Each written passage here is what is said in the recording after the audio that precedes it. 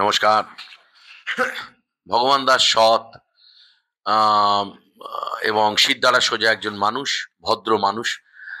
যেটা তার মধ্যে নেই সেটা হচ্ছে প্রচুর অর্থ নেই। সেই জন্য তাকে সারাক্ষণই একটা লড়াই লড়তে, কারণ বর্তমান পৃথিবীতে তো অর্থ ভীষণ ভাবে প্রয়োজন। কিন্তু তার অভিযোগ নেই, সে সারাক্ষণই অভিযোগহীন। সংসারটা খুব সুখের সঙ্গেই চলে, শান্তিতে আছে। তো সুখের থেকে শান্তি তার সংসারে রয়েছে, স্ত্রীর সাথে একটা অসম্ভব বন্ধুত্ব রয়েছে, সন্তানরা রয়েছে, মানে বাবা, সব মিলিয়ে একটা হয়। কিন্তু তার আবার কিছু উল্টো দিকে, কিছু তার তাকে বিরুদ্ধ চারণ করার মতো কিছু মানুষ রয়েছে। তার অফিসের বস, বসের ছেলে, টপ বসের ছেলে, ম্যানেজার, তার অফিসের বস তাকে খুব ভালোবাসে।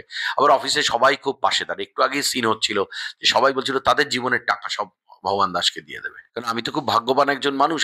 আমি একটা জীবনের থেকে এসেছিলাম, সেটা খুবই নিম্ন মধ্যবিত্ত পরিবারের একটা জীবন।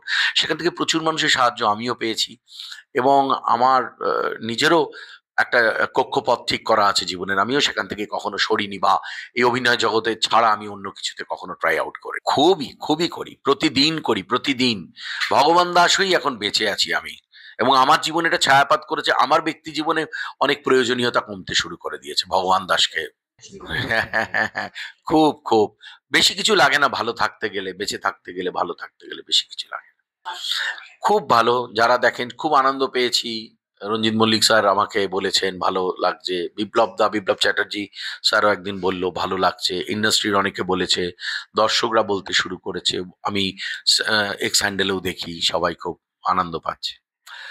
জি বাংলা সিনেমা যে চ্যানেলটা ছিল, ওটা এখন জি বাংলা সোনার। জি বাংলা সিনেমা যে চ্যানেলটা ছিল, ওটা এখন জি বাংলা সোনার। সেখানে সন্ধ্যে ৮টায় দেখায় শ্রীমান ভগবান দাস, আর জি5-এ সব সময়।